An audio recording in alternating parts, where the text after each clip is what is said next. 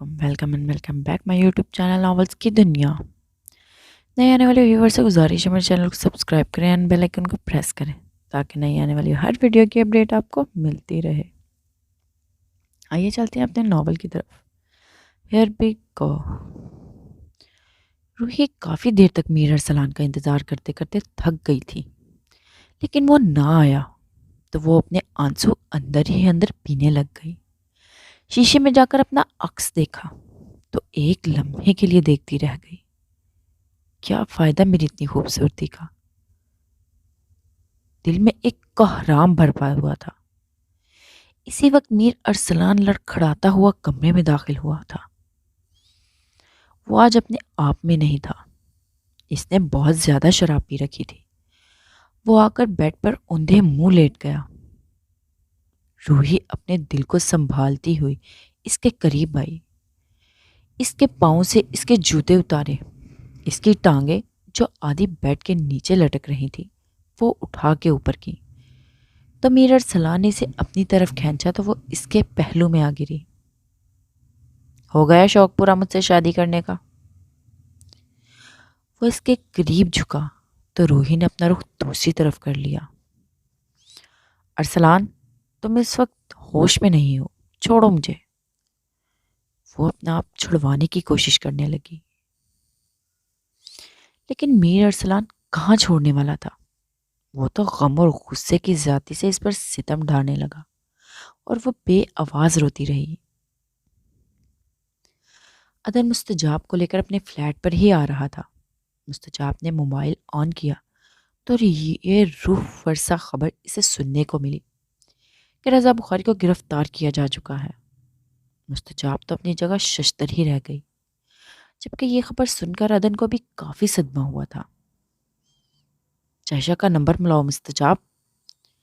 थोड़ी देर बाद खामोश रहने के वो मुस्तजाब की तरफ देखकर बोला तो इसने जायशा का नंबर मिलाया। जायशा ने कॉल अटेंड नहीं की तो इसने फिर इसका नंबर मिलाया। दूसरी दफा जायशा की भारी आवाज इसके कानों में पड़ी। हेलो मुस्तजाब, बात कर रही हूँ। ये कुछ बुरी खबर सुनने को मिली है, क्या हुआ? मुस्तजाब को समझ नहीं आ रही थी वो जायशा से कैसे पूछे। मेरी वजह से रजा बुखारी के ऊपर ये सारी मुसीबतें आ रही हैं। ये कहते हुए जायशा का गला रन गया था। अच्छा देखो, तुम हौसला मत हारो, हम कल ही तुम्हारी तरफ आएंगे। ये कहकर मुस्तजाब ने फोन बंद कर दिया। एक लम्हे के लिए अदन की पेशानी पर गहरे तफक्कर की लकीरें नमूदार हुई तो इसने रात के 1 बजे गाड़ी का रुख गांव की तरफ मोड़ दिया। हम फ्लैट में जा रहे थे ना? मुस्तजाब इसे देखते हुए बोली। नहीं, अब हम गांव जा रहे हैं।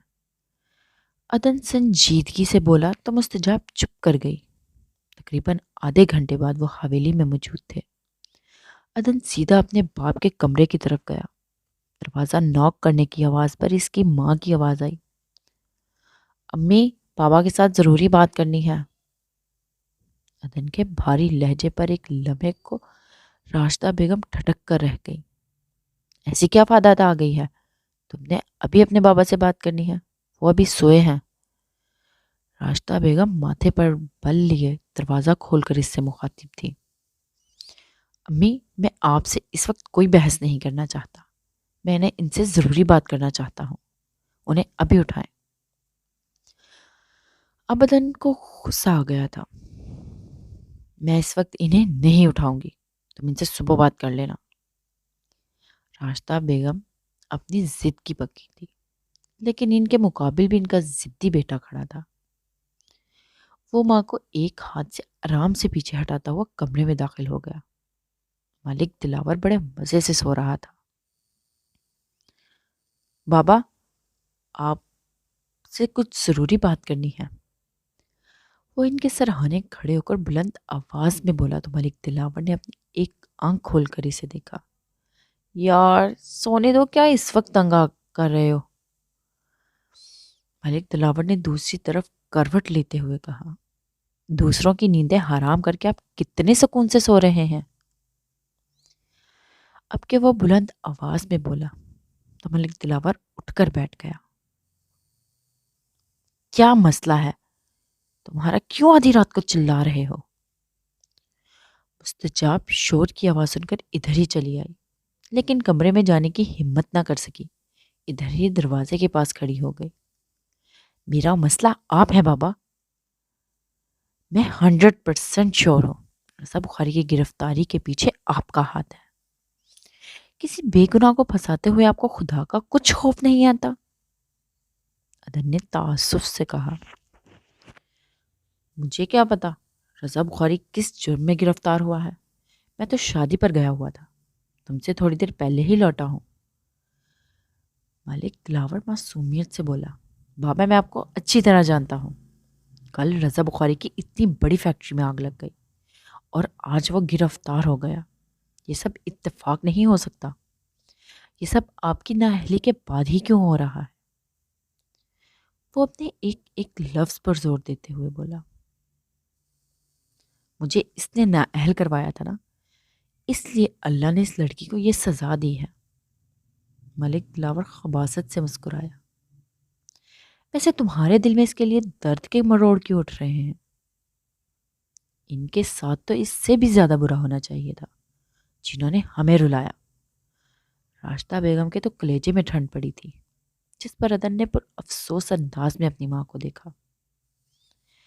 ویسے تم ہوتے کون ہو اس طرح آدھی رات کو مجھ سے آ کر سوال کرنے والے؟ بیٹے ہو بیٹے ہی رہو، باپ بننے کی کوشش نہ کرو۔ ملک دلاور غصے سے چنگاڑا تھا۔ اگر ان سب میں آپ کا ہاتھ ہوا، جو کہ مجھے شک ہے کہ آپ ہی ہیں اس کے پیچھے، تو پھر میں بھی آپ کی کوئی مدد نہیں کر سکوں گا، کیونکہ رضا بخاری کوئی معمولی انسان نہیں ہے۔ وہ اپنے باپ کی طرف دیکھتے ہوئے بول کر کمرے سے باہر نکل گیا۔ مستجاب کو دیکھ کر ٹھٹک گیا، چلو کمرے میں، ادھر کیوں کھڑی ہو؟ وہ اسے کہتے ہوئے اپنے کمرے کی طرف بڑھا، ہمارا تماشا دیکھنے کے لیے یہاں کھڑی ہوئی ہے، دفع ہو جائے یہاں سے۔ راشدہ بیگم اسے غصے سے دیکھ کر چیخی تھی، جس پر ادن نے بے ساختہ قدم پیچھے بڑھائے۔ اب دوسروں کا غصہ میری بیوی پر نہ نکالے تو بہتر ہے۔ وہ یہ کہتا ہوا مستجاب کا ہاتھ پکڑ کر اپنے کمرے میں لے آیا۔ تمہیں کیا ضرورت تھی ادھر آنے کی؟ اب وہ اسے غصے سے دیکھتے ہوئے بولا، اچھا پہلے تمہاری ماں نے غصہ کیا، اب تم غصہ کر لو۔ میں تو شور کی آواز سن کر ڈر گئی تھی، اس لیے ادھر چلی آئی تھی۔ وہ منہ بنا کر بولی، تم دونوں ساس بہو کی لڑائی میں پس کر رہ جاؤں گا۔ وہ یہ کہتا ہوا اپنے کپڑے نکال کر واش روم میں گھس گیا۔ وہ چینج کر کے آیا تو اسے ایسے ہی بیٹھی ہوئی تھی۔ اب ایسے کیوں بیٹھی ہو؟ جا کر چینج کرو، کیوں میرا ضبط آزما رہی ہو؟ وہ اسے دیکھ کر کہتے ہوئے بیڈ پر جا کر دراز ہو گیا اور وہ منہ بنا کر کپڑے اٹھا کر چینج کرنے کے لیے چلی گئی۔ جب وہ چینج کر کے باہر نکلی تو سادہ سے بلو کلر کی شلوار قمیض میں بھی بہت اچھی لگ رہی تھی۔ چہرے پر میٹھے میٹھے میک اپ کے نشان ابھی بھی باقی تھے، لبوں پر ریپ لپسٹک ابھی لگی ہوئی تھی۔ ادن ٹی وی لگا کر بیٹھا ہوا تھا اور نیوز دیکھ رہا تھا، لیکن نگاہیں بھٹک بھٹک کر اس پر آ رہی تھی۔ وہ آ کر اپنی سائڈ پر آرام سے لیٹ گئی۔ اب منہ کیوں پھولا ہوا ہے تمہارا؟ وہ اسے دیکھتے ہوئے نرم لہجے میں بولا، تم جو ڈانٹتے ہو۔ وہ ایسے ہی منہ پھلائے ہوئے بولی۔ ادن اپنے اوپر اختیار کھو بیٹھا اور اس کے بالکل قریب جا کر اس کے چہرے پر اپنے پیار کی مہریں ثبت کرنے لگا۔ تمہیں ڈانٹتا ہی نہیں ہوں میری جان، اتنا تھوڑا بہت تو ہو ہی جاتا ہے، پیار بھی تو اتنا کرتا ہوں۔ وہ اسے اس کے چہرے کے نقوش کو بڑے پیار سے دیکھتے ہوئے بولا تو مستجاب نے گھبرا کر نگاہیں جھکا لی۔ ویسے اتنی گھبرا کیوں جاتی ہو؟ وہ اس کے چہرے کے اتار چڑھاؤ کو دیکھتے ہوئے بولا، تم دیکھتے ہی ایسے ہو جیسے۔ وہ آگے سے چپ کر گئی۔ کیسے دیکھتا ہوں؟ ادن اسے چھیڑتے ہوئے بولا، اچھا مجھے نیند آ رہی ہے، مجھے سونے دو۔ وہ گھبرا کر کروٹ بدل گئی تھی۔ سولو جتنا سونا، معنی خیز انداز میں کہتا ہوا اس سے تھوڑے فاصلے پر لیٹ گیا، لیکن اچانک ٹی وی پر نظر گئی۔ جو خبر ٹی وی پر چل رہی تھی اس نے عدن حیدر کو اندر تک ہلا کر رکھ دیا۔ جائشہ کو آج نیند کہاں آ رہی تھی؟ رضا کے بارے میں دل سوچ سوچ کر ہول رہا تھا۔ نیند تو نہیں آ رہی تھی، وہ تہجد کی نماز ادا کرنے لگ گئی۔ ابھی وہ دعا مانگ رہی تھی کہ باہر گیٹ پر اسے کچھ گاڑیوں کے چڑچڑانے کی آواز آئی۔ گارڈ بھاگتا ہوا اندر آیا۔ میڈم، باہر پولیس آئی ہے۔ وہ بہت گھبرایا ہوا تھا۔ جیسے اپنی چادر درست کرتے ہوئے باہر آئی تو دو گاڑیاں پولیس کی کھڑی دے کر اس کا غصہ آسمان کو چھونے لگا، لیکن رضا کی نصیحت یاد آنے پر اس نے اپنے آپ کو ٹھنڈا رکھنا ہی مناسب سمجھا۔ آپ میرے گھر آدھی رات کو کیا کرنے آئے ہیں؟ وہ انسپیکٹر کو دیکھ کر غصے سے بولی۔ آپ کو لینے آئے ہیں۔ اتنا بڑا کاروبار بندہ اکیلا تو نہیں چلا سکتا، ظاہر آپ بھی اپنے شوہر کا ساتھ دیتی ہوں گی۔ یہ کہہ کر اس نے لیڈی کانسٹیبل کو اشارہ کیا۔ کیمروں کی روشنی میں جائشہ کے منہ پر پڑی تو اس نے غصے سے سب کو دیکھا۔ یہ کیا بدتمیزی ہے؟ ہوش میں تو ہو انسپیکٹر؟ وہ گرجدار آواز میں بولی۔ میں باقاعدہ ہوش و حواس میں ہی ہوں، البتہ آپ ابھی تک خوابوں کی دنیا میں رہ رہی ہیں۔ انسپیکٹر اسے طنز امیز انداز میں دیکھتے ہوئے بولا۔ میں آپ کے ساتھ کہیں بھی نہیں جاؤں گی۔ جائشہ کو تو دماغ ہی گھوم گیا تھا۔ آپ ہمیں زبردستی کرنے پر مجبور مت کریں، آپ ایک منشیات فروش کی بیوی ہیں۔ انسپیکٹر کی زبان انگارے چبا رہی تھی۔ اس بات پر جائشہ نے آ کر کھینچ کر ایک تھپڑ انسپیکٹر کے منہ پر دے مارا۔ پہلے ثابت کرو، پھر بات کرنا، وہ دانت پیستے ہوئے بولی۔ آپ تم دونوں میاں بیوی کو ہمارے ہاتھ سے کوئی نہیں بچا سکتا۔ اس کو گھسیٹ کر گاڑی میں لے آؤ، ادھر ہی رک جاؤ، نہیں تو میں تم سب کو دھو کر رکھ دوں گی۔ میں اپنے بیٹے سے مل کر آنے لگی ہوں۔ وہ غضب سے کہتی ہوئی اپنے کمرے کی طرف بڑھی، حنان کو پیار کر کے طیبہ کے حوالے کیا اور بڑی سی چادر میں خود کو چھپا کر ان کے ساتھ چل پڑی۔ پورے میڈیا میں جائشہ کی ایک ساکھ تھی۔ زیادہ تر لوگ اس کے مخالف تھے، لیکن کچھ ایماندار صحافی اس کے ساتھ بھی تھے۔ وہ جائشہ پر آنے والی مصیبتوں کی کڑی ملک دلاور کی نااہلی اور میر افتخار کے خلاف بھی کیس کرنے سے ملا رہے تھے۔ ٹی وی پر جائشہ کی گرفتاری کی خبر سن کر عدن حیدر اسی وقت اٹھا، جبکہ مستجاب بھی اپنی جگہ پر پریشان ہو کر بیٹھ گئی تھی۔ اس نے وارڈروب سے اپنی شلوار قمیض نکالی اور جلدی سے چینج کر کے باہر آیا۔ عدن کہاں جا رہے ہو؟ مستجاب اسے گاڑی کی چابی پکڑاتے ہوئے دیکھ کر بولی۔ میں ذرا پولیس اسٹیشن جا رہا ہوں۔ وہ اسے دیکھتے ہوئے بولا، لیکن تم اس وقت؟ صبح چلے جانا۔ مستجاب اسے اس وقت جانے سے روکنا چاہ رہی تھی۔ گھڑی رات کے 2:15 بجا رہی تھی۔ صبح میں تو ابھی کافی ٹائم ہے، مجھے ابھی نکلنا ہوگا۔ یہ کہہ کر وہ دروازے کی جانب بڑھا۔ مستجاب ایک دم اس کے سامنے آ گئی۔ لیکن میں نہیں چاہتی تم اس وقت جاؤ۔ مستجاب، یہ کیا پاگل پن ہے؟ مجھے لگتا ہے ان سب کے پیچھے میرے بابا کا ہاتھ ہے، اور میں نہیں چاہتا کہ کوئی بے گناہ لڑکی حوالات میں کچھ دیر بھی گزارے۔ وہ اسے نرمی سے سمجھاتے ہوئے بیڈ پر لے آیا۔ ڈونٹ وری، تم آرام کرو۔ اس نے اسے لٹا کر اس پر کمبل سیدھا کیا۔ اپنا خیال رکھنا۔ مستجاب کا دل اندر سے ہول رہا تھا۔ اوکے، اللہ حافظ، یہ کہہ کر وہ اپنے کمرے سے باہر نکل آیا۔ جائشہ کو جب لا کر حوالات میں بند کیا گیا تو جیل کی حالت دیکھ کر اسے ابکائی آنے لگی۔ کئی عورتوں نے اسے معنی خیز نظروں سے دیکھا۔ ایک کم عمر لڑکی بیٹھ کر سسک رہی تھی۔ جائشہ نے اس کے پاس جا کر اس سے پوچھا کہ اسے کیا ہوا ہے، تو وہ شاید کسی کاندھے کی تلاش میں تھی۔ جائشہ سے لگ کر سسک کر رو پڑی۔ میرے بھیا کو ان ظالموں نے مار دیا، پھر مجھے اغوا کر کے میری عزت کے ساتھ کھلواڑ کرنے کے لیے مجھے پکڑ لیا۔ بڑی مشکلوں سے میں جان اور عزت بچا کر وہاں سے بھاگی تھی۔ جب میں پولیس اسٹیشن رپورٹ درج کروانے آئی تو انہوں نے مجھے ہی اندر بند کر دیا، اور اب یہ مجھے پھر سے ان لوگوں کے حوالے کر دیں گے۔ مجھے بچا لیں۔ یہ کہہ کر وہ چیخ چیخ کر رونے لگی۔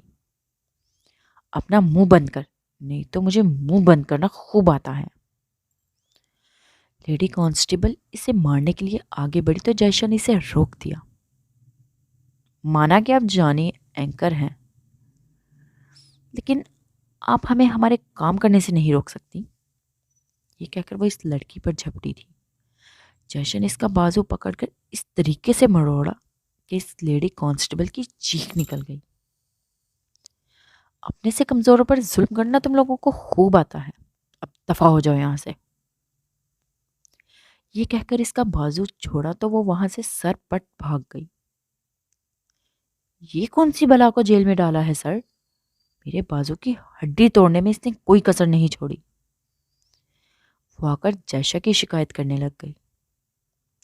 ابھی اسے ادھر ہی رہنے دو، صبح اس کا کہیں اور بندوبست کرتے ہیں۔ تھانے دار غصے سے بولا۔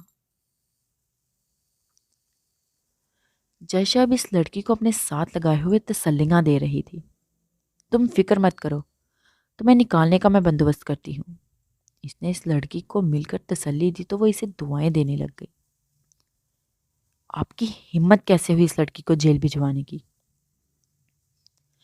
یہ کہتے ہوئے اس نے پاس پڑے شیشے کے ٹیبل کو اپنے پاؤں کی ٹھوکر ماری، جس سے شیشہ ٹوٹ گیا۔ بیٹا دیکھو، ہم نے ایسا ویسا کچھ نہیں کیا، تمہیں غلط فہمی ہو رہی ہے۔ میر افتخار نرمی سے بولا۔ ایسا ویسا کچھ نہیں کیا آپ نے ڈیڈ۔ آپ کو اس لڑکی سے بہت زیادہ پرابلم ہو رہی ہے آج کل، اور ملک صاحب کو تو کچھ زیادہ ہی تکلیف ہو رہی ہے کیونکہ وہ نااہل ہو چکے ہیں۔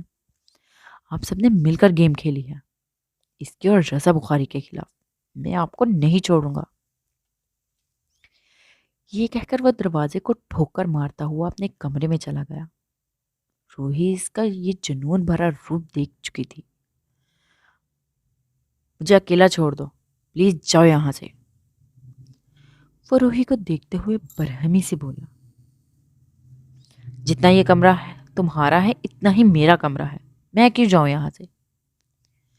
وہ اکڑ کر بولی تو اس نے اس کا ہاتھ پکڑ کر کمرے سے باہر نکال کر دروازہ بند کر دیا، جس پر روحی ہونکوں کی طرح دروازہ گھورنے لگ گئی۔ میری افتخار یہ تماشا دیکھ رہا تھا۔ جلدی سے چلتا ہوا اپنی بھتیجی کے پاس آیا۔ بیٹا پلیز کوئی ہنگامہ مت کرنا، چلو آؤ تم میرے پاس آ کر بیٹھو۔ جب اس کا غصہ اتر جائے گا تو خود ہی ٹھیک ہو جائے گا۔ میر افتخار یہ کہہ کر اپنی بھتیجی کو اپنے ساتھ لگائے ہوئے ڈائننگ روم میں آ گیا۔ اتنی توہین پر روحی کی آنکھوں میں آنسو چمک رہے تھے۔ یہ سارا گھر تمہارا ہے، جس کمرے میں چاہو آرام کر لو۔ رات کو ولیمہ ہے تو اس لیے تم اس کے ساتھ اپنا موڈ خراب مت کرنا۔ یہ کہہ کر وہ اپنے کمرے میں آیا، جہاں پر بیٹھی اس کی بیوی زینت ارسلان پر غصے سے پیچ و تاب کھا رہی تھی۔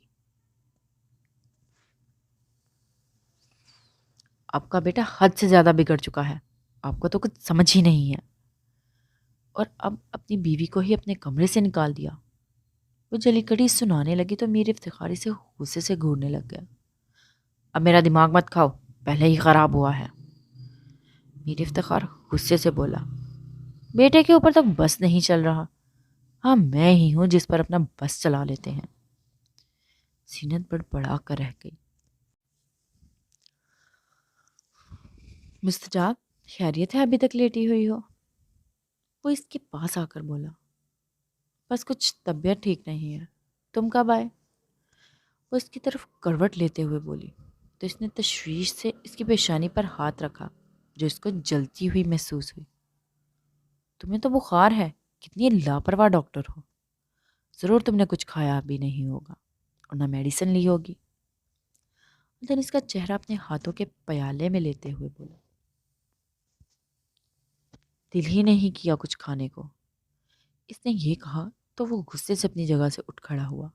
اب اس کا رخ کچن کی جانب تھا۔ رانی کو 2-3 آوازیں دی، جس پر وہ دوڑی دوڑی چلی آئی۔ رانی آپا، آپ کو پتہ ہونا چاہیے کہ مستجاب کی طبیعت ٹھیک نہیں ہے، آپ نے اسے کھانے کے لیے بھی کچھ نہیں دیا۔ وہ اب تھوڑا برہمی سے بولا، نہیں عدن صاحب، میں 2 دفعہ کھانا لے کر گئی تھی، لیکن مستجاب بی بی کی طبیعت ٹھیک نہیں ہے، اس لیے انہوں نے کھانا کھانے سے انکار کر دیا۔ ٹھیک ہے، کچھ نرم سا بنا لیں اس کے لیے، اس کو بخار ہے۔ پھر کچھ یاد آنے پر واپس مڑا، رانی آپا، کومل کو کچھ کھانے کے لیے دیا؟ جی صاحب، بی بی نے بولا تھا تو میں نے انہیں کھانا دے دیا۔ رانی نظریں جھکائے ہوئے بولی، ٹھیک ہے، کھانا جلدی لے کر آئیں اور اس لڑکی کا دھیان رکھنا۔ یہ کہہ کر وہ اپنے کمرے میں چلا آیا اور مستجاب کے پاس بیٹھ گیا۔ اپنی پاکٹ سے کچھ پیسے نکال کر اس پر وارے اور سائڈ پر رکھ دیے۔ کچھ کھا کر میڈیسن لو، میں اکیلا ولیمے پر کیسے جا سکوں گا تمہارے بغیر؟ وہ اس کے بالوں پر ہاتھ پھیرتے ہوئے بڑے پیار سے بولا، عدن تم پلیز آج اکیلے چلے جاؤ۔ وہ اسے دیکھتے ہوئے بولی، ضمانت ہو گئی جائشہ کی؟ ہاں ہو گئی، لیکن رضا بخاری کی ضمانت ہونی ذرا مشکل لگ رہی ہے۔ اس نے یہ کہا تو اسی وقت رانی مستجاب کے لیے سوپ اور عدن کے لیے ایک ٹرے میں کھانا لے کر کمرے میں آئی۔ ٹھیک ہے، آپ جائیں، وہ رانی کو دیکھتے ہوئے بولا۔ صاحب جی، آپ بھی کھانا کھا لیں۔ یہ کہہ کر وہ باہر نکل گئی۔ اب شاباش، جلدی اٹھو اور اچھے بچوں کی طرح سوپ پی لو، وہ اسے اٹھاتے ہوئے بولا تو وہ سوپ کو دیکھ کر برے برے منہ بنانے لگ گئی۔ اس نے مستجاب کی کمر کے پیچھے تکیے رکھے جن سے ٹیک لگا کر وہ بیٹھ گئی اور ہاتھوں میں سوپ کا پیالہ لے کر اس کے قریب ہی بیٹھ گیا۔ تم کھانا کھا لو، میں پی لیتی ہوں، وہ اسے دیکھتے ہوئے بولی۔ تم نے پینا ہوتا تو صبح ہی پی لیتی۔ یہ کہہ کر اس نے اس کے منہ کے آگے چمچ کیا تو وہ پینے لگ گئی۔ اس کے ریشمی بال پار پار آگے آ رہے تھے۔ عدن نے پیالہ سائڈ ٹیبل پر رکھا اور اس کے ساتھ بیٹھ کر اس کے بالکل پیچھے کیے اور سائڈ ٹیبل سے اس کا کلپ لے کر اس کے بال کلپ میں قید کیے۔ اتنی کیئر پر وہ مسکرا کر رہ گئی۔ چلو اب بس جلدی ختم کرو، یہ کہہ کر اس نے نہ کرنے کے باوجود بھی اس نے اس کو آدھے سے زیادہ سوپ پلا دیا۔ چلو اب تم بھی کھانا کھا لو، اسے دیکھتے ہوئے بولی تو وہ اٹھ کر کھانا کھانے لگ گیا۔ کھانا کھا کر اسے میڈیسن دی اور اس پر اچھی طرح کمبل دیا۔ تم آرام کرو، میں تھوڑی دیر تک آتا ہوں۔ یہ کہہ کر وہ جانے لگا تو مستجاب نے اس کا بازو پکڑ لیا۔ کہاں جا رہے ہو؟ ابھی میرے پاس ہی بیٹھو نا۔ اس کے لہجے میں پیار بھرا اصرار تھا تو وہ اس کے پاس ہی بیٹھ گیا اور اپنے لب اس کی پیشانی پر رکھ دیے۔ اپنی جان کا صدقہ بھی تو نکالنا ہے، تمہیں کل بہت ہی بری نظر لگی ہے کسی کی، صدقے کا بکرا لینے جا رہا ہوں، وہ اسے پیار کرتے ہوئے بولا تو اتنی محبت پر مستجاب کی آنکھوں میں نمی سی آ گئی۔ کیا ہوا؟ تھوڑی دیر تک آ جاتا ہوں۔ عدن نے اس کی آنکھوں میں نمی کو اپنے باہر جانے کی وجہ سمجھی۔ ٹھیک ہے۔ مستجاب ہلکا سا مسکرائی تو وہ سائڈ ٹیبل سے اپنا والیٹ اٹھاتے ہوئے باہر نکل گیا۔ مستجاب کے دل میں آندھی اور طوفان جیسے جھگڑ چل رہے تھے۔ وہ کسی بھی قیمت پر اس شخص سے اب دستر بردار نہیں ہونا چاہتی تھی، کیونکہ عدن حیدر اب اس کی رگ و جان میں سما گیا تھا۔ جیشو کو پھر کسی انجان نمبر سے کال آئی تھی۔ اپنا منہ بند رکھو، نہیں تو تمہارے لیے ہم اور زیادہ مشکل کھڑی کر دیں گے، دوسری طرف سے کہا گیا تو جائشہ کے اندر غصے کا ابال اٹھا۔ مرد کے بچے ہو تو سامنے آؤ، یہ بزدلوں کی طرح پیچھے سے کیوں وار کر رہے ہو؟ وہ غصے سے گھرائی تھی۔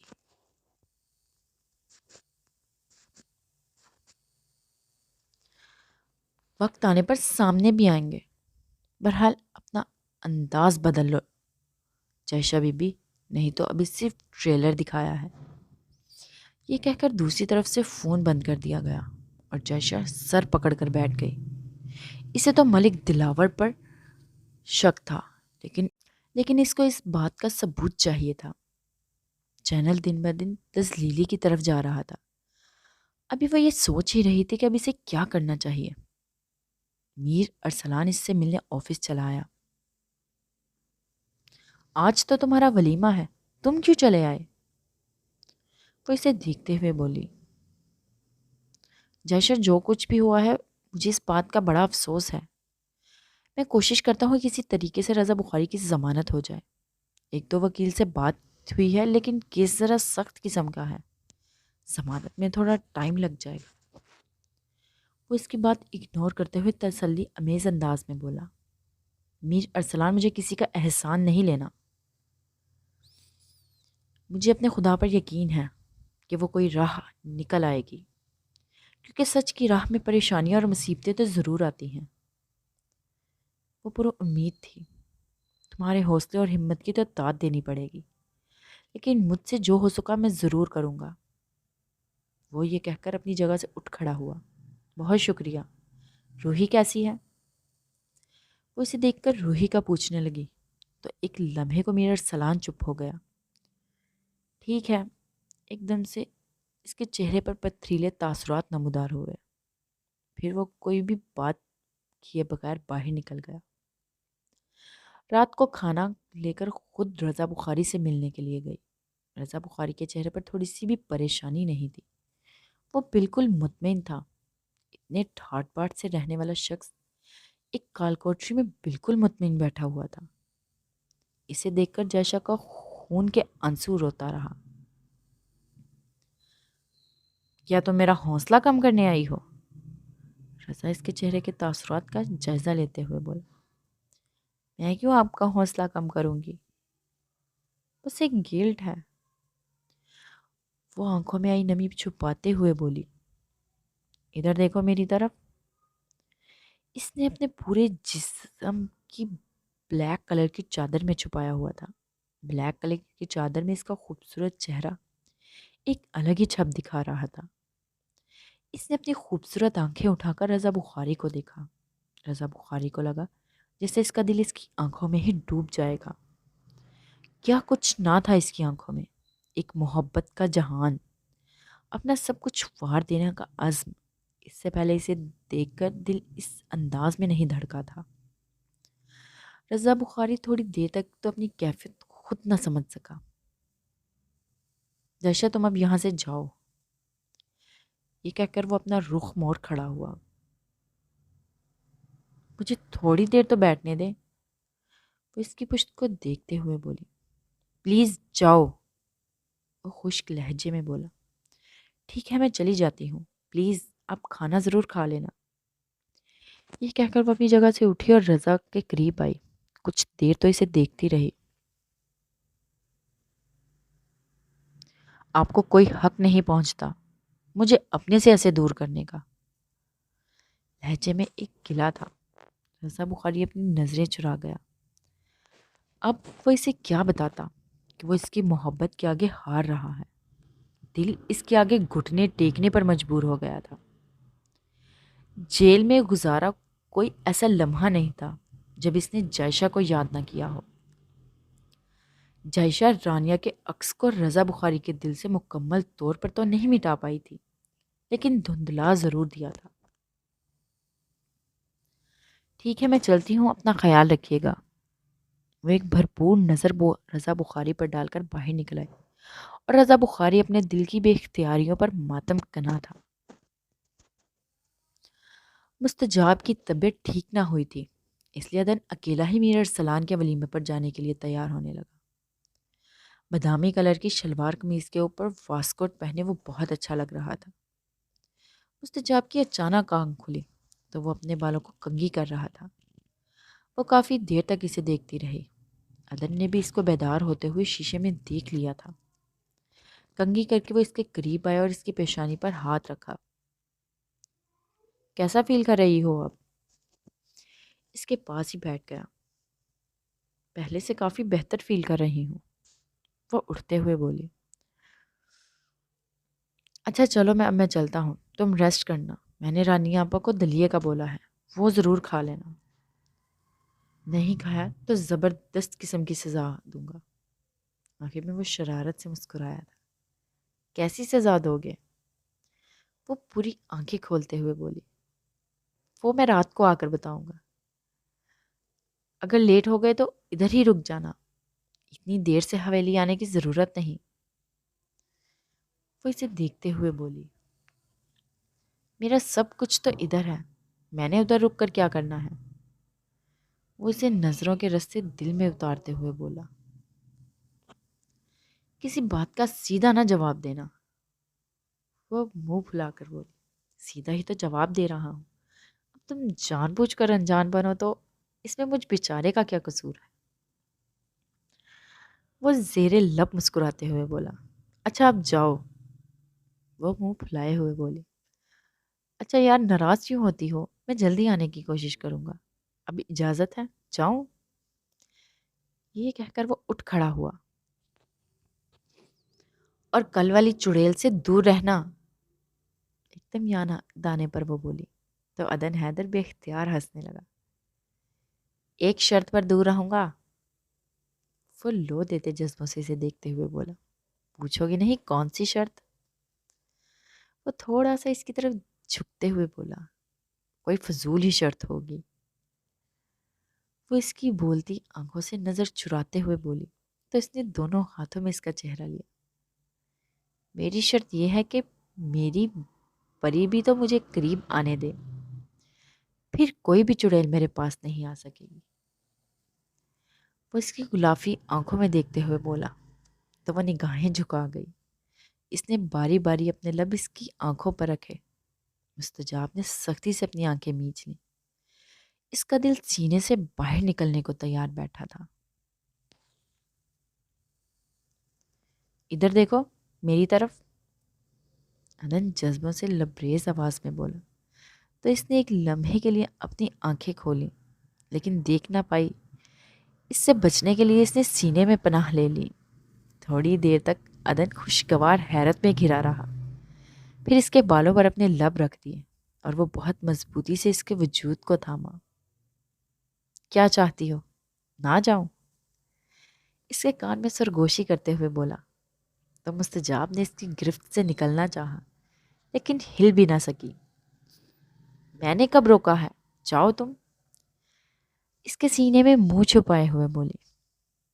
اٹھ کر تیار ہو جاؤ، تمہارے بغیر نہیں جانا چاہتا۔ عدن اس کا چہرہ اونچا کرتے ہوئے بولا۔ اس کے لہجے میں ایک ریکویسٹ تھی۔ ٹھیک ہے، اگر زیادہ بیمار ہو گئی تو تیمارداری بھی تمہیں ہی کرنی پڑے گی۔ وہ ہلکا سا مسکراتے ہوئے بولی۔ میں سوچ جان سے کروں گا، لیکن رہنے دو تم، زیادہ نہ بیمار ہو جانا، تمہیں ریسٹ کی ضرورت ہے۔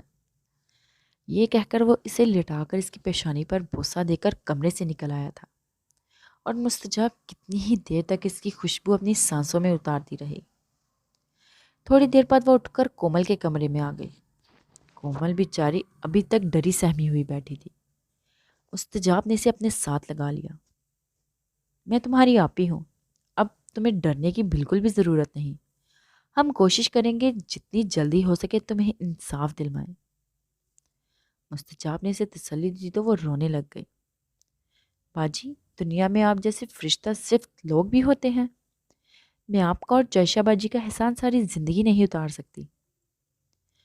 وہ اپنے آنسو صاف کرتے ہوئے بولی۔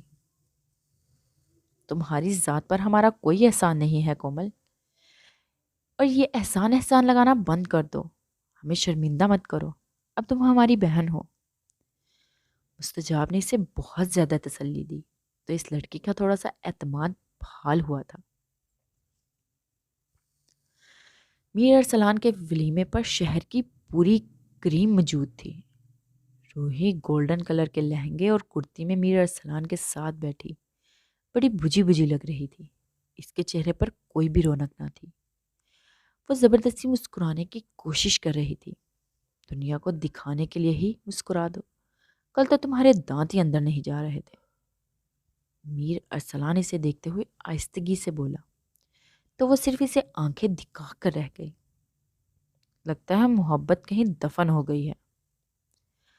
وہ طنز کے نشتر چلانا نہ بھولا۔ محبت محبت ہی رہتی ہے، لیکن تم اتنے ظالم نکلو گے میں نے کبھی خواب میں بھی نہیں سوچا تھا۔ یہ کہتے ہوئے اس کا گلا رن گیا تھا۔ میں اس سے بھی بڑا ظالم ہوں۔ جان چھڑوانا چاہ رہی ہو تو جان چھڑوا لو۔ وہ ابرو چکا کر بڑے برے انداز میں بولا۔ بلو کلر کے پینٹ کوٹ میں وہ بڑا اچھا لگ رہا تھا۔ اگر میری جگہ جائشہ ہوتی تو تب بھی تم اس کے ساتھ ایسا ہی جانوروں جیسا سلوک کرتے۔ نہ چاہتے ہوئے بھی وہ سوال پوچھ بیٹھی۔ کیوں میرے زخموں پر نمک چھڑک رہی ہو؟ وہ ہوتی تو پھر میر ارسلان ایسے نہ ہوتا۔ میر ارسلان تو ہواؤں میں اڑ رہا ہوتا۔ میں اس سے اتنی محبت کرتا ہوں اور میں اسے اتنی محبت دیتا کہ وہ میرے قریب آنے پر مجبور ہو جاتی۔ میر ارسلان نے اسے کہا تو اس کے دل میں ایک ٹھیس اٹھی تھی۔ محبت نے بڑے بین کیے تھے، جذبے اپنی ناقدری پر ماتم کنا تھے۔ وہ اپنی آنکھوں میں آئی نمی کو صاف کرنے لگ گئی۔ بھئی کیا باتیں ہو رہی ہیں دونوں میاں بیوی میں؟ کسی کو لفٹ ہی نہیں کروا رہے۔ باتیں کیا ہونی ہیں؟ اپنی ڈارلنگ کو کہہ رہا تھا تم کس قدر خوبصورت ہو۔ مجھے تو آج اس کے علاوہ کچھ نظر ہی نہیں آ رہا۔ یہ کہتے ہوئے میر ارسلان نے اس کے رخسار پر ایک گستاخی کر ڈالی، جس پر اس نے دانت پیس کر اسے دیکھا۔ اسے پتا تھا کہ وہ صرف اسے زچ کر رہا ہے۔ سو رومانٹک۔ تمہارا وہ ہینڈسم دوست آج نظر نہیں آ رہا؟ سنبل اپنے بال پیچھے کرتے ہوئے کہا، جس سے اس کا سراپا نمایاں ہوا تھا۔ وہ ہاف بلاؤز ساڑی پہنے ہوئے تھی جو سلیو لیس تھی۔ میر ارسلان نے ایک نظر اس پر ڈالی۔ کیا تم لڑکیوں کا یہ جسم دکھانا ضروری ہوتا ہے؟ وہ اس کو ہلکا سا گھورتے ہوئے بولا۔ ہائے، تمہارے خیالات کیسے چینج ہو گئے ارسلان؟ تمہیں تو ماڈرن لڑکیاں بہت پسند تھی نا؟ وہ حیرانگی سے بولی۔ اسے ادن آتا ہوا دکھائی دیا تو وہ کھل اٹھی۔ بادامی کلر کے شلوار قمیض اور واسکوٹ پہنے وہ اپنی چھا جانے والی شخصیت سمیت سٹیج پر آ رہا تھا۔ ہائے، آج تو اکیلا آ رہا ہے، اس کی نکچڑی بیوی ساتھ نہیں ہے۔ وہ ایک دم خوش ہوئی تھی۔ عشق کرتا ہے اپنی بیوی سے میری طرح، اسی لیے اس سے کوسوں دور رہنا۔ اتنی کوششیں کہیں اور آزما لو، دال گل جائے گی۔ وہ اسے دیکھ کر طنزیہ انداز میں بولا۔ تمہیں کیوں تکلیف ہو رہی ہے؟ خود تو اتنے سال عیاشی کی ہے، اب اوروں کو شرافت کے پاٹ پڑھا رہے ہو۔ وہ ناک چڑھا کر بولی۔ اتنی میں دن سٹیج پر پہنچ چکا تھا۔ میر ارسلان نے اس سے اٹھ کر گلے ملا۔ اس نے سرے سے سنبل کو اگنور کر دیا، جس پر اس کو بڑی سبکی کا احساس ہوا، اس لیے وہ سٹیج سے ہی اتر آئی۔ بھابھی کیوں نہیں آئی؟ اسے اکیلے دیکھ کر سخت بدمزہ ہوا تھا۔ اس کی طبیعت ٹھیک نہیں تھی۔ بھابھی کیسی ہیں آپ؟ وہ روحی کی کو مخاطب کرتے ہوئے بولا۔ ٹھیک ہوں، آپ کیسے ہیں ادن بھائی؟ وہ ادن کو دیکھتے ہوئے بولی۔ بھابھی یہ آپ کے لیے کچھ لے کر آیا ہوں۔ یہ کہتے ہوئے اس نے ایک خوبصورت پیکنگ میں بند ڈبہ پکڑایا جو اس نے ہچکچاتے ہوئے پکڑ لیا۔ اس میں کیا ہے؟ میرے ارسلان نے اسے دیکھتے ہوئے کہا۔ گھر جا کر دیکھ لینا۔ یہ کہتے ہوئے اس نے ایک نظر روحی کو دیکھا جو اسے کافی ٹینس لگی، کیونکہ برات والے دن تو وہ بہت خوش نظر آ رہی تھی۔ آج اس کے چہرے سے مسکراہٹ غائب تھی۔ اس نے مشکوک نظروں سے میر ارسلان کو دیکھا۔ بھابھی خوش نہیں لگ رہی، کیا کہا تم نے؟ ادن نے سرگوشی میں پوچھا۔ تجھے سب آتے ہی اپنی بھابھی کی فکر ہونے لگی۔ یار چل کر سنبل کو تھوڑی لفٹ کروا دے، بیچاری تمہارے لیے مر رہی تھی۔ وہ اسے دیکھتے ہوئے آنکھ دبا کر بولا۔ اپنے گھٹیا مشورے اپنے پاس رکھو، میرے لیے مستجاب کے علاوہ کسی کو سوچنا بھی گناہ ہے۔ تم لفٹ دینے کی بات کرتے ہو؟ ادن کی آنکھوں کے سامنے مستجاب کا چہرہ آیا تو اس کے چہرے پر ایک الوہی چمک ابھری۔ روحی نے بے ساختہ ادن کو دیکھا اور وہ مستجاب کی قسمت پر رشک کرنے لگی۔ پاس تو وہ تمہیں پھٹکنے نہیں دیتی۔ میر ارسلان کے منہ سے بے ساختہ یہ جملہ نکلا تو ادن نے اسے کھا جانے والی نظروں سے دیکھا۔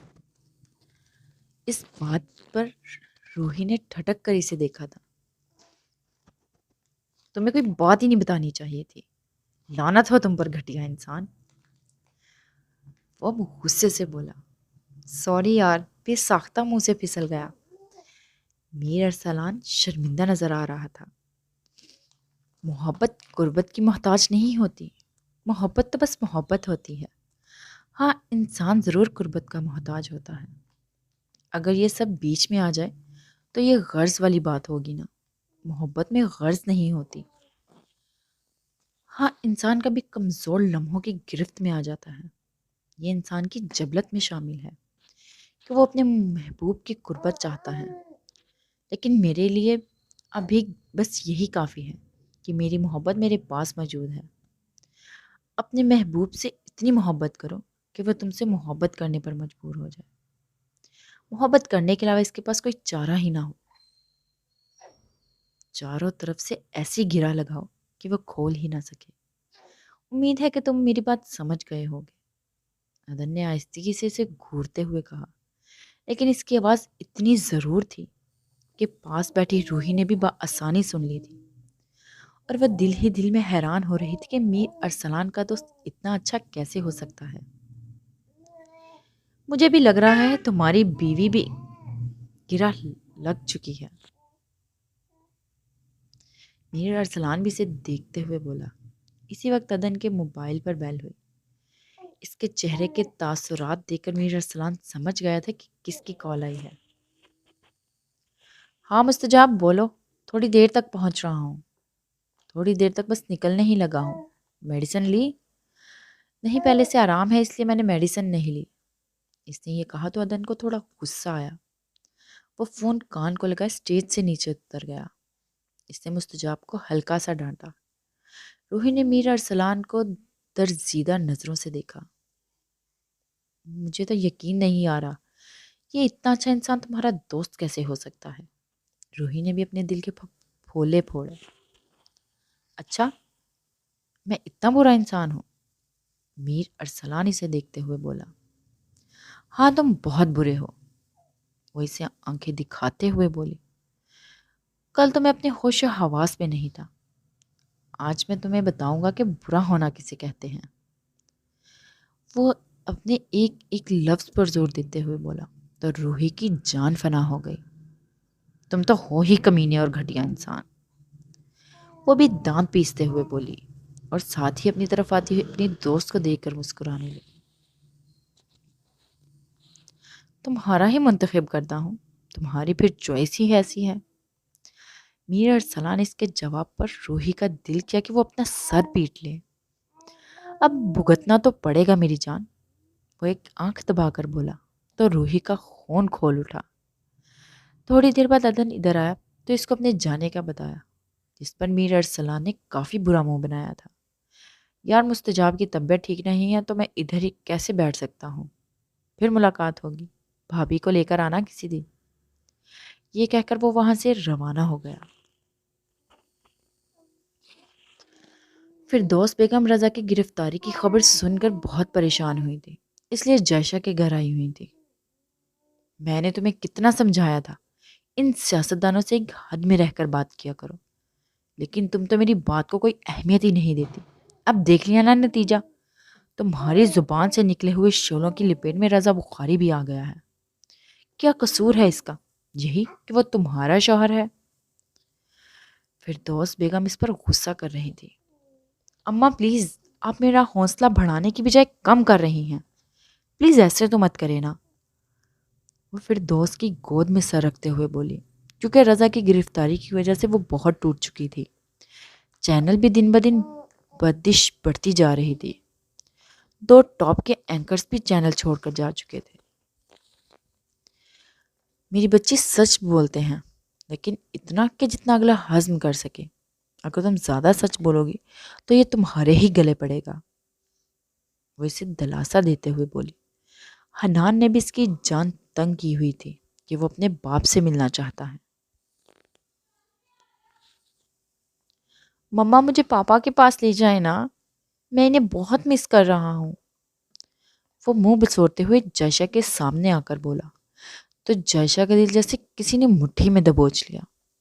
میرے بچے، پاپا بزی ہیں نا، جب فری ہوں گے تو ہم ان سے ملنے جائیں گے، وہ اسے اپنے ساتھ لگاتے ہوئے بولی۔ پاپا تو فری ہوتے ہی نہیں ہیں، اب وہ غصے سے بولا تھا۔ تھوڑے دنوں تک فری ہو جائیں گے نا تو پھر ہم مل کر باہر چلیں گے، ابھی چلو آپ میرے ساتھ، آپ کو سلاؤں، وہ اسے گود میں اٹھاتے ہوئے بولی۔ آج حنان اپنی نانو کے پاس سوئے گا، نانو بہت اچھی سٹوری سنائے گی۔ پھر دوست نے اسے اپنے پاس بلاتے ہوئے کہا تو اس نے ناں میں گردن ہلا دی اور جائشہ سے لپٹ گیا۔ میں اپنی مما کے علاوہ کسی کے پاس نہیں سوتا، وہ جائشہ کے گال کو چومتے ہوئے بولا۔ تو پھر دوست مسکرا کر رہ گئی۔ ہاں جی مما، خود سلائے گی اپنے بیٹے کو، یہ کہہ کر وہ حنان کو اٹھا کر اپنے روم میں آ گئی اور اسے اپنے ساتھ لٹا کر سلانے لگ گئی۔ تھوڑی دیر بعد وہ سو گیا تھا۔ ہر وقت رضا کی طرف دھیان لگا رہتا تھا۔ اس نے کچھ سوچتے ہوئے جبران کا نمبر ملایا۔ جبران، رضا صاحب نے کھانا کھایا ہے؟ اس نے پریشانی سے سوال کیا۔ میڈم، کھانا تو کھا لیا ہے لیکن بہت کم کھایا ہے۔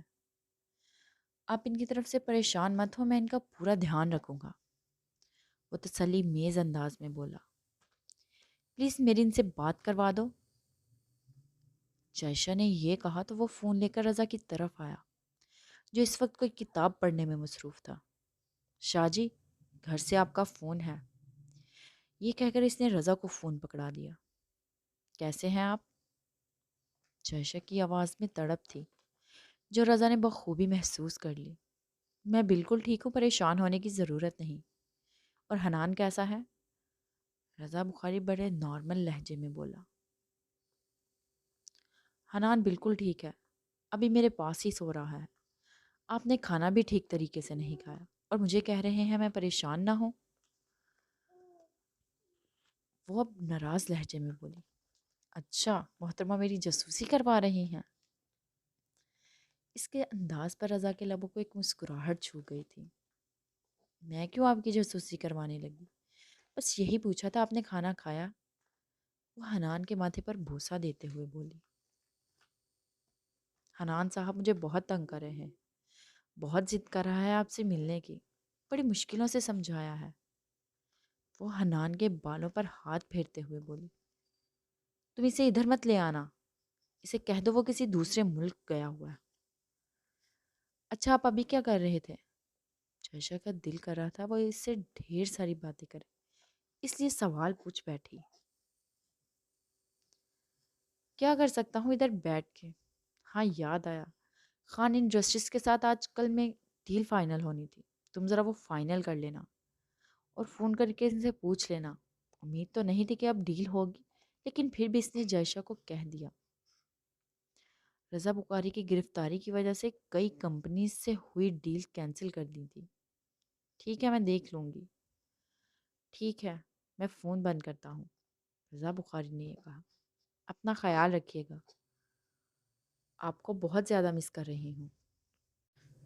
ٹھیک ہے، تم اپنا اور حنان کا خیال رکھنا، یہ کہہ کر رضا بخاری نے فون بند کر دیا۔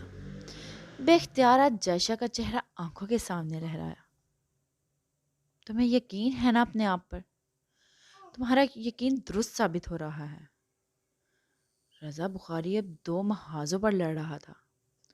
دل تھا جو جائشہ کا مطمئن ہو رہا تھا، اور دل کا ایک حصہ جو اسے کہہ رہا تھا وہ رانیہ سے بے وفائی کر رہا ہے۔ اس کا دل دو حصوں میں تقسیم ہو چکا تھا۔ عدن حویلی پہنچا تو کافی رات ہو چکی تھی۔ سارے گھر والے تو میر ارسلان کے ولیمے پر گئے ہوئے تھے۔ مستجاب جو بے چینی سے بستر پر کروٹیں بدل رہی تھی، عدن کو کمرے میں داخل ہوتا دیکھ کر اس کے دل کو ایک سکون پہنچا تھا۔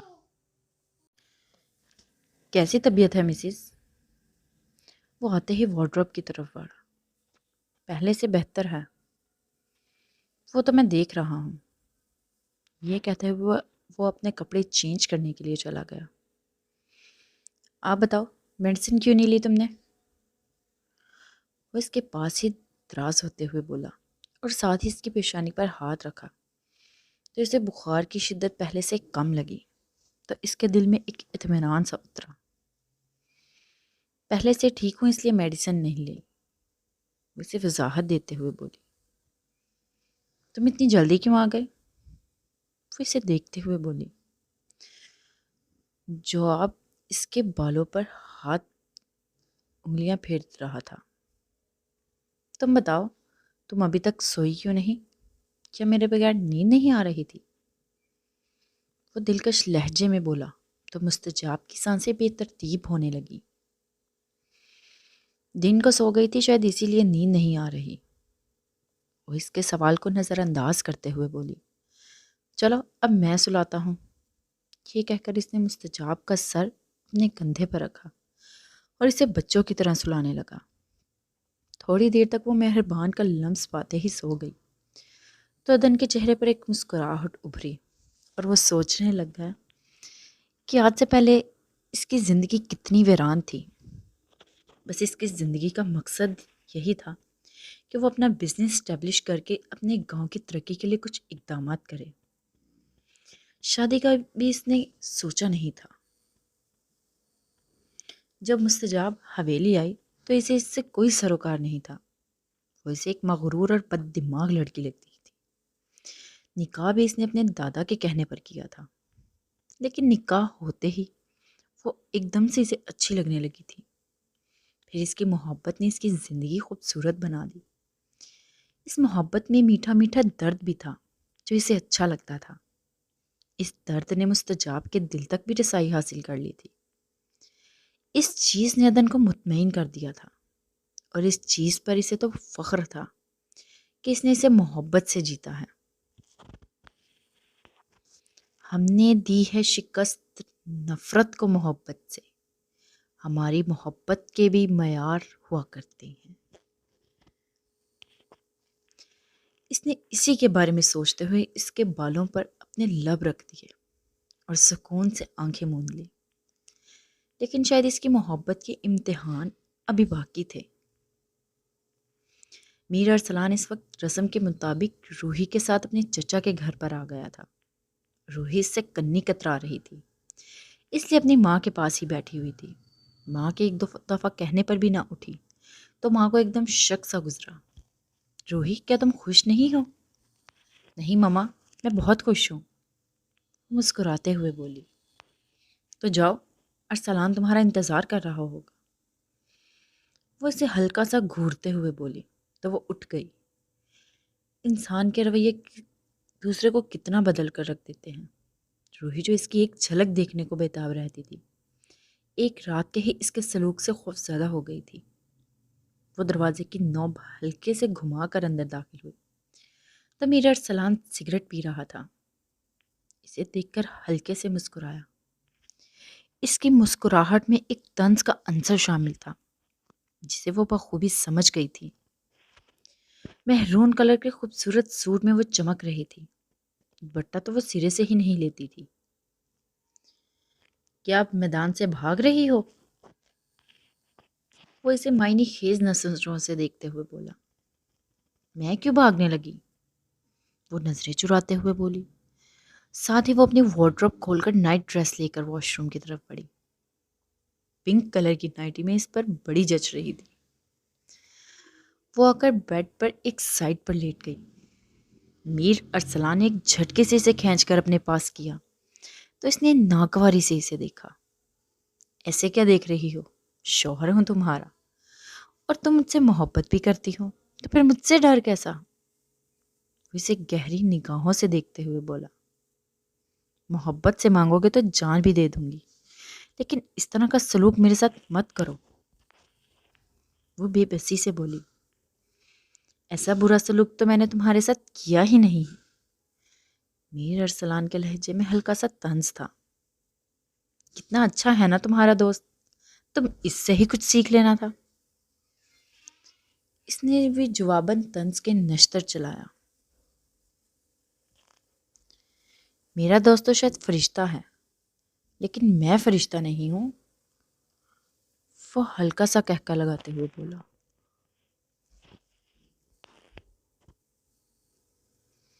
تم مجھے سزا دے رہے ہو یا اپنی ہوس پوری کرنا چاہتے ہو؟ وہ ناگواری سے منہ پھیرتے ہوئے بولی، دونوں کام ساتھ ساتھ ہی ہیں نا؟ یہ کہہ کر اس نے لائٹ آف کر دی اور روحی نے کچھ کہنے کے لیے منہ کھولا ہی تھا، لیکن اس نے اس کا منہ بند کر دیا۔ مستجاب کی طبیعت اب سنبھل چکی تھی۔ عدن نے اس کے لیے آفس سے چھٹی لے لی تھی۔ ناشتہ کر کے وہ وہاں پر آ گئے جہاں پر ہاسپٹل کی تعمیر تیزی سے جاری تھی۔ مستجاب بلیک کلر کا سوٹ پہنے بلیک ہی چادر لیے بہت اچھی لگ رہی تھی، جبکہ اس کی طرف دیکھتے ہوئے عدن نے بھی آج بلیک کلر کی شلوار قمیض پہنی تھی۔ دادا نے دونوں کو دیکھا تو بے ساختہ ماشاءاللہ کہہ دیا۔ آسمان پر بادلوں کا سایہ تھا، اس لیے فضا میں خنکی بڑھ گئی تھی۔ مستجاب کی مسکراہٹ آج ختم ہونے کا نام ہی نہیں لے رہی تھی، کیونکہ وہ اپنے خواب کو حقیقت بنتے دیکھ رہی تھی۔ عدن کے ساتھ گھوم کر اس نے پورے ہاسپٹل کا جائزہ لیا۔ بنیادی ڈھانچہ تیار ہو چکا تھا۔ میڈم، یہ روم تمہارا ہوگا، اس میں اسپیشل کیمرہ بھی لگواؤں گا۔ وہ اسے پیار سے دیکھتے ہوئے بولا، کیوں؟ کیمرہ کیوں لگواؤ گے؟ وہ سمجھ تو گئی تھی لیکن وضاحت چاہتی تھی۔ اپنی آنکھوں کی حفاظت کے لیے اور تمہاری سیکیورٹی کے لیے بھی۔ وہ سنجیدگی سے بولا، اپنی آنکھوں کی حفاظت کے لیے؟ مجھے اس بات کی سمجھ نہیں آئی۔ وہ اس کی اس بات پر تھوڑا حیران ہوئی تھی۔ موبائل کے ساتھ کنیکٹ کروں گا نا، جہاں بھی جاؤ تم آنکھوں کے سامنے رہو، تاکہ جو لڑکیاں میرے ارد گرد منڈلاتی ہیں ان کو دیکھنے کا موقع نہ ملے۔ وہ اس کی آنکھوں میں دیکھتے ہوئے شرارت سے بولا تو وہ اپنے ہاتھ کا مکہ بنا کر اس کے بازو پر مارنے لگی۔ بڑے خوش فہمی ہیں تمہیں کہ لڑکیاں تمہیں دیکھتی ہیں؟ وہ دل ہی دل میں اس کی نظر اتارتے ہوئے بولی، جو بلیک کلر کے سوٹ میں بہت اچھا لگ رہا تھا۔ خوش فہمی نہیں ہے یار، یہ تو حقیقت ہے۔ پرسوں میر ارسلان کی مہندی پر دیکھا نہیں تھا کیا؟ وہ اسے یاد دہانی کراتے ہوئے بولا، اس طرح کی لڑکیاں تو لڑکیوں کی عزت پر دبا ہوتی ہیں، جو کتنی آسانی سے اپنا آپ غیر مردوں کو پیش کر دیتی ہیں۔ مستجاب سنجیدگی سے افسوس بھرے لہجے میں بولی، ہاں، لڑکیوں بھی کئی اقسام ہوتی ہیں، میں تو انہیں سمجھ ہی نہیں پایا آج تک۔ کچھ اس طرح کی ہوتی ہیں، غیر مردوں کو اپنا آپ پیش کر دیتی ہیں، اور کچھ اس طرح کی بھی ہوتی ہیں جو اپنے مردوں سے بھی دور بھاگتی ہیں۔ عدن نے ہلکے سے طنز سے کہا تو مستجاب نے سر اٹھا کر اسے دیکھا۔ اس کے طنز پر مستجاب کا خون کھول اٹھا تھا۔ وہ چپ کر کے کمرے سے باہر نکل گئی۔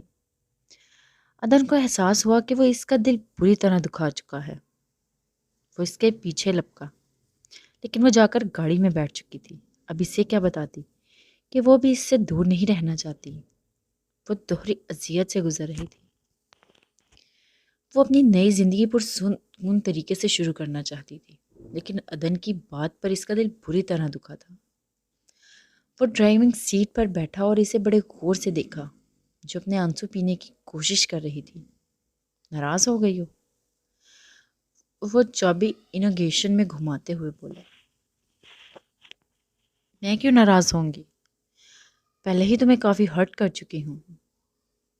وہ رخ موڑ کر باہر شیشے کی طرف دیکھتے ہوئے بولی، موڈ کیوں خراب ہو گیا تمہارا؟ ادھر میری طرف دیکھو مستجاب۔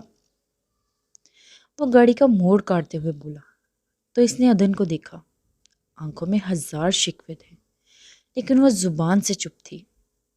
عدن نے کچھ سوچتے ہوئے اپنی گاڑی کا رخ فارم ہاؤس کی طرف کر دیا۔ گھر نہیں جانا کیا؟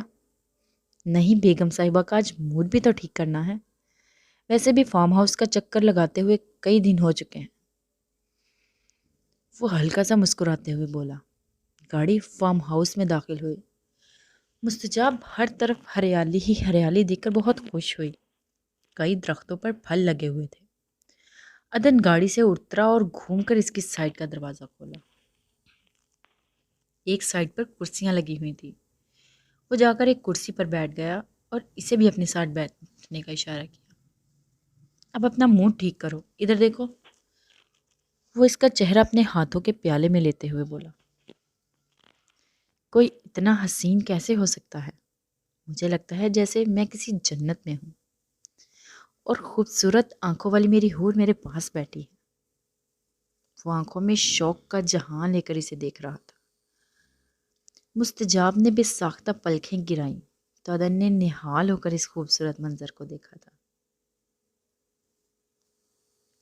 آنکھیں دیکھی تو میں دیکھتا رہ گیا۔ جام دو اور دونوں ہی دو تاشا۔ آنکھیں یما کدے کے دو باب ہیں، آنکھیں یا یہ کوئی حسین خواب ہے۔ آنکھیں دیکھی تو میں دیکھتا رہ گیا، آنکھیں اٹھ کر جھکیں تو حیا بن گئیں، آنکھیں جھک کر اٹھیں تو وفا بن گئیں۔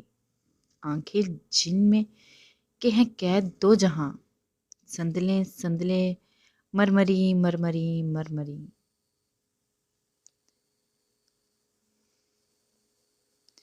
حسن جانا کی تعریف ممکن نہیں۔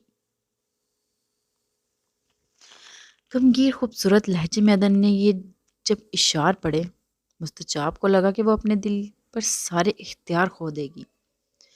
وہ واقعی کوئی ساحر تھا۔ اس سے بچنے کے لیے اس نے اسی کے سینے میں پناہ ڈھونڈ لی تھی۔ وہ زور سے اپنی آنکھیں میچ لی تھیں، جس پر عدن کا کہکہ فضا میں بلند ہوا تھا۔ مسز، یہ تو چیٹنگ ہوئی نا؟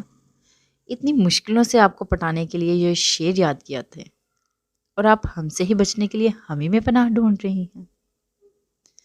وہ اس کا چہرہ اونچا کرنے کی کوشش کر رہا تھا جو وہ زور سے اس کے سینے میں دبائے بیٹھی تھی۔ اچھا یار، تھوڑا دور ہو کر بیٹھو، کوئی ملازم دیکھ لے گا تو کیا کہے گا؟ عدن حیدر کی بیوی کتنی رومانٹک ہے، حالانکہ حقیقت اس سے بہت مختلف ہے۔ اس نے ایک اور حربہ آزمایا تھا۔ پہلے مجھ سے وعدہ کرو اب ایسے نہیں کرو گے۔ وہ تھوڑا سا سر اونچا کر کے بولی۔ اچھا یار، کوشش کروں گا۔ اس نے یہ کہا تو وہ ایک دم سے اس سے علیحدہ ہوئی تھی۔ وہ زیر لب اسے دیکھ کر شرارت سے مسلسل مسکرا رہا تھا۔ تم باز نہیں آنے والے؟ وہ ایک مکہ اسے مارتے ہوئے بولی۔ کیا کروں، تمہاری شکل دیکھ کر آنکھوں کو کھجلی ہونے لگتی ہے۔ اس کی زبان سے یہ غلط الفاظ نکلے تو تھوڑی دیر بعد کہکا لگا کر خود ہی ہنسنے لگ گیا۔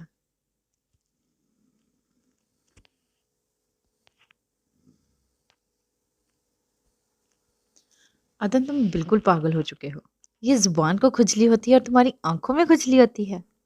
وہ بھی اب ہنستے ہوئے بولی تو عدن حیدر کا دل اسے ہنستے ہوئے دیکھ کر سرشار سا ہو گیا تھا۔ جو بھی ہوں، تمہارا پاگل ہوں۔ اب اس پاگل کا علاج صرف تمہارے پاس ہے ڈاکٹر صاحبہ، بولو علاج کرو گی نا؟ وہ پھر پٹری سے اتر رہ چکا تھا۔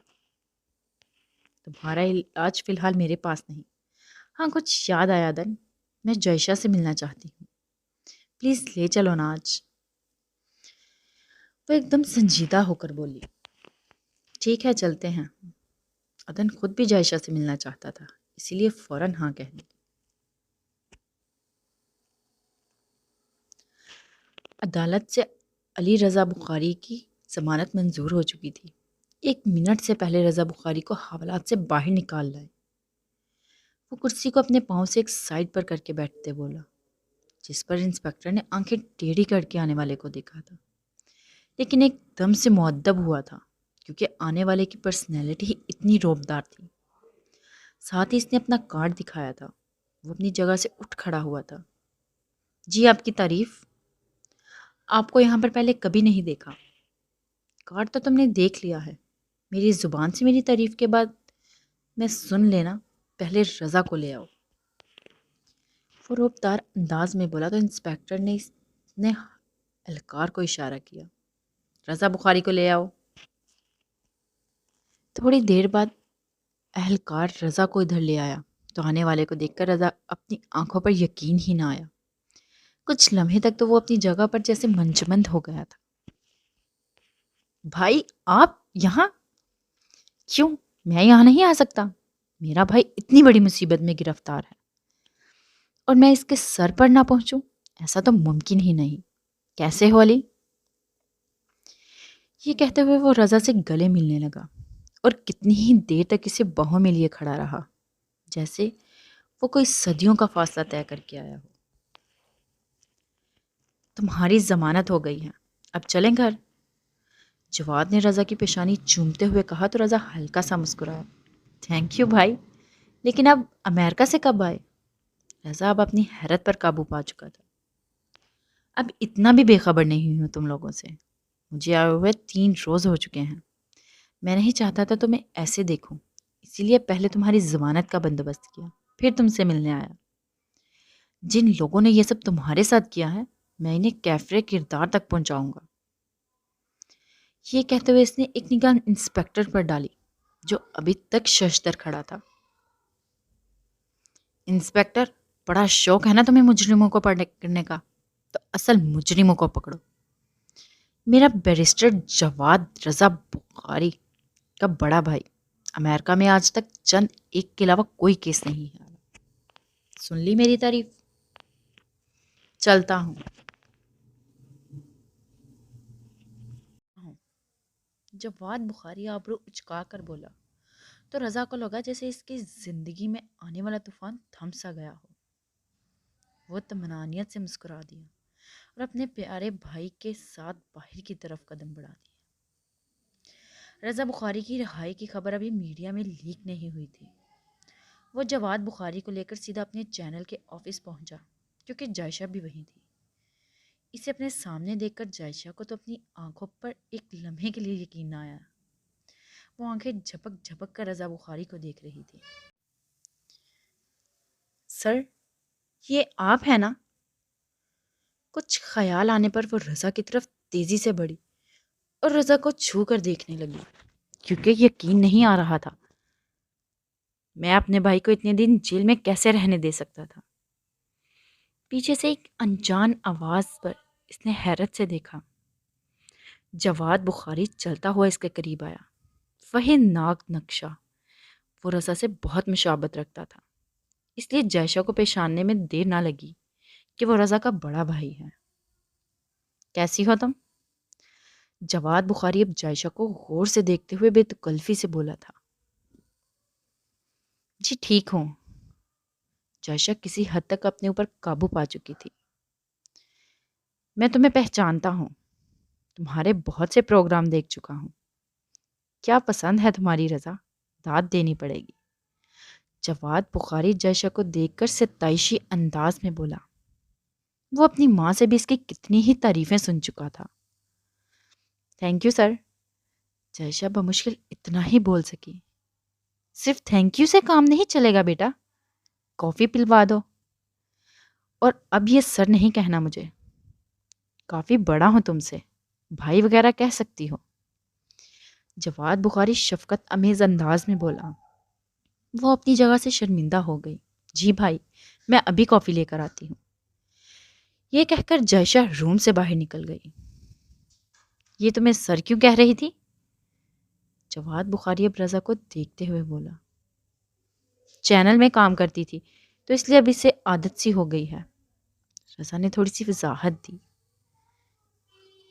لیکن تم منع کیا کرو اسے، ایسے اچھا نہیں لگتا، اور تمہارا انداز اس کے ساتھ کچھ خشک سا تھا۔ جواد کی گھاگ نظروں سے اس کا انداز پوشیدہ نہ رہ سکا تو رضا بخاری ایک لمحے کے لیے اپنی جگہ پر گڑبڑا کر رہ گیا۔ اب بھائی آپ کے سامنے کون سے انداز اپناتا؟ رضا نے یہ کہا تو جواد بخاری کہکا لگا کر ہنسنے لگا۔ ویسے اتنے شرمیلے تو نہیں ہو تم، پتا ہے رانیہ کے ساتھ تمہارے انداز کتنے جوش بھرے ہوتے تھے۔ جواد اسے کچھ یاد کرواتے ہوئے بولا تو ایک لمحے کے لیے رضا کے چہرے پر ایک سایہ سا گزر گیا تھا۔ چھوڑیں ان باتوں کو، آپ بتائیں بابا کے ساتھ صلح ہوئی کہ نہیں؟ رضا بخاری نے موضوع بدل دیا تھا۔ کافی پینے کے بعد گھر جا کر ابھی میں کچھ دیر آرام کرنا چاہوں گا، پھر تفصیل سے بات ہوگی۔ وہ اسے دیکھتے ہوئے بولا۔ اتنے میں جائشہ کافی لے کر آ گئی تو وہ کافی پینے لگ گیا۔ سارے چینلز پر رضا بخاری کی رہائی کی خبر بڑے زور و شوروں سے دی جا رہی تھی۔ عدن اور مستجاب ابھی رستے میں تھے۔ انہیں رضا کی ضمانت کے بارے میں معلوم نہیں تھا۔ وہ دونوں جائشہ سے ملنے سیدھا اس کے آفس میں چلے گئے، جہاں پر رضا کو دیکھ کر ان کو ایک خوشگوار حیرت ہوئی۔ Good to see you mister Ali Raza, Adan نے گرم جوشی سے کہتے ہوئے رضا سے ہاتھ ملایا تھا۔ یہ میرے بڑے بھائی بیرسٹر جواد بخاری ہیں، جس کی وجہ سے میری ضمانت ہوئی ہے۔ رضا نے یہ کہتے ہوئے بھائی کا بھی تعارف کروایا۔ Nice to meet you mister Jawad Bukhari. یہ کہتے ہوئے عدن نے بھی اس سے ہاتھ ملایا۔ اچھا بھائی تم لوگ بیٹھو، میں چلتا ہوں۔ یہ کہتے ہوئے جواد بخاری اٹھ کھڑا ہوا۔ بھائی مدثر آپ کو گھر چھوڑ آتا ہے، آپ جا کر آرام کریں، شام کو ملتے ہیں۔ رضا بخاری سے دیکھتے ہوئے بولا تو جواد بخاری سر ہلا کر باہر نکل گیا۔ بہت مبارک ہو جائشہ۔ بہت خوشی ہوئی مسٹر رضا کو ایسے دیکھ کر، مستجاب دل سے کہتے ہوئے بولی، اور جائشہ مسکرا دی۔ ویسے ضمانت ہونی بہت مشکل تھی، کیونکہ میری بہت بڑے وکیل سے اس سلسلے میں بات ہوئی تھی۔ عدن رضا کو دیکھتے ہوئے بولا، میرا بھائی جو کیس لیتا ہے وہ کبھی ہارتا نہیں، نیو یارک میں بہت نام ہے ان کا۔ رضا نے تھوڑی سی وضاحت دی تو عدن کو سمجھنے میں دیر نہ لگی۔ پھر تھوڑی دیر وہ ادھر ادھر کی باتیں کرتے رہے، کیونکہ رضا بخاری کی رہائی کی خبر سن کر میڈیا والوں کو کہاں آرام تھا۔ وہ پاگلوں کی طرح رضا بخاری کو ڈھونڈ رہے تھے کہ وہ کیسے ان سے بات کریں۔ ٹھیک ہے رضا صاحب، پھر ملاقات ہوگی، یہ کہہ کر عدن اٹھ کھڑا ہوا۔ عدن صاحب بہت شکریہ، آپ نے جائشہ کی ضمانت کروائی، میں آپ کا یہ احسان ساری زندگی نہیں اتار سکتا۔ رضا نے یہ کہا تو عدن ایک لمحے کے لیے تھوڑا شرمندہ ہو گیا۔ اس میں احسان کرنے والی بات کہاں آ گئی؟ جائشہ ایک ایماندار لڑکی ہے اور مجھے پتا ہے ویسا کوئی کام نہیں کر سکتی۔ بس میں نے اپنے اندر کے ضمیر کی آواز پر لبیک کہا، اور تو کچھ نہیں۔ عدن نے مسکرا کر کہا، بیٹھیں گے نہیں؟ جائشہ اسے دیکھتے ہوئے بولی، نہیں پھر کبھی صحیح، چلیں؟ وہ مستجاب کی طرف دیکھتے ہوئے بولا۔ مستجاب جائشہ سے مل کر عدن کے ساتھ باہر آ گئی۔ اتنا سخت کیس اس پر پڑا تھا، ضمانت کیسے ہو گئی؟ میں تو ابھی تک حیران ہوں۔ ملک دلاور اس وقت ایس پی کے پاس بیٹھا سیکھپا ہو رہا تھا۔ ہمیں نہیں پتا تھا، اس کا بھائی بڑی پہنچی ہوئی چیز ہے، امریکہ کے منجے ہوئے وکیلوں میں سے نام آتا ہے، لیکن اتنی جلدی رضا بخاری کی جان چھوٹنے والی نہیں ہے۔ آپ بے فکر رہیں، ایس پی ملک دلاور کو تسلی دیتے ہوئے بولا۔ بے فکر کیسے رہوں؟ رضا بخاری اکیلا ہی ہم سب پر بھاری تھا، اب تو اس کا بھائی بھی اس کے ساتھ۔ ملک دلاور فکر مندی سے بولا۔ کچھ نہیں ہوتا سر، اب خوامخواہ پریشان ہو رہے ہیں۔ اب ملک حسام کو اپنی جگہ پر الیکشن میں کھڑا کریں اور جیسے بھی ہوا اس کو جتوائیں، ایس پی ہنکار بھرتے ہوئے بولا۔ میں الیکشن پر فوکس کیسے رکھ سکتا ہوں، کیونکہ نیب والے میرے پیچھے پڑے ہوئے ہیں، کسی بھی وقت میری گرفتاری عمل میں لائی جا سکتی ہے۔ ملک دلاور حقیقی معنوں میں پریشان لگ رہا تھا۔ سر، اسمبلی میں اپنے بیٹے کی سیٹ پکی کریں، اگر آپ گرفتار ہو بھی گئے تو آپ کے پیچھے ایک مضبوط سپورٹ ہونی چاہیے۔ ایس پی عمر رنداوا بڑی دور کی کوڑی لایا تھا۔ بات تو تمہاری ٹھیک ہے ایس پی، چلتا ہوں پھر ملاقات ہوگی۔ یہ کہہ کر وہ اپنی سیٹ سے اٹھ کھڑا ہوا۔ اتنے میں ڈی ایس پی سجاد حسن اندر داخل ہوا۔ کیسے ہیں ملک صاحب؟ اس نے اپنا ہاتھ آگے بڑھایا۔ ٹھیک ہوں، آپ جیل میں رضا بخاری سے ملنے گئے تھے؟ ملک دلاور اسے مشکوک نظروں سے دیکھتے ہوئے بولا۔ میرا کام ہی یہی ہے، کیوں کیا ہوا؟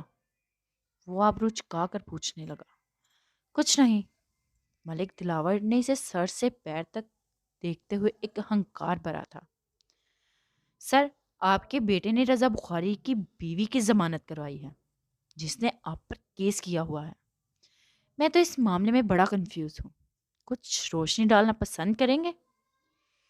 سجاد حسن بڑے پر اعتماد طریقے سے بولا۔ تب ملک دلاور کے اندر تو گویا ایک آگ ہی لگ گئی تھی۔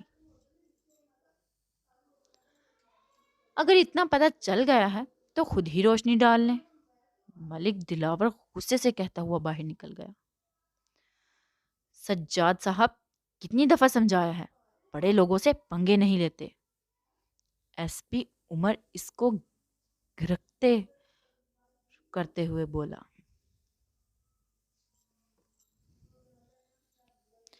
سر، جس کے پاس دولت زیادہ ہوتی ہے آپ انہیں بڑے لوگ کہتے ہیں، کمال ہے، چاہے وہ کتنے ہی گناہوں سے لتھڑے ہوئے ہوں۔ معاف کیجیے گا، میں ان کو بڑا آدمی نہیں کہتا۔ ڈی ایس پی سجاد حسن یہ کہہ کر وہاں سے چلا گیا۔ آج تک کے لیے اتنا ہی، پھر ملتے ہیں نیکسٹ ایپیسوڈ میں۔ اپنی قیمتی رائے سے ہمیں آگاہ کرتے رہیے گا۔ فی امان اللہ۔